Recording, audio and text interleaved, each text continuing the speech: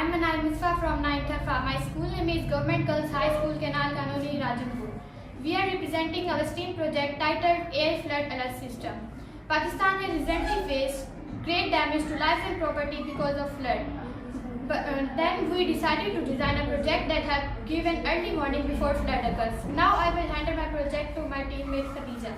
My name is Khadija. I am from 9th FA. My school name is Government Girls High School, Canal Kanoni, Rajanpur. This project is very useful because it helps people stay alert and safe during flood situation and can reduce damage by providing early warning. We made this project by using recycled and locally available material which also support environmental protection. Throughout this project, we were guided by our respected teacher curriculum who helped us understand the concept and complete the project successfully.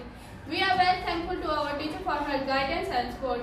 In conclusion, this AI flood alert system shows how technology and artificial intelligence can be used to solve real-life problems and help to protect our communities.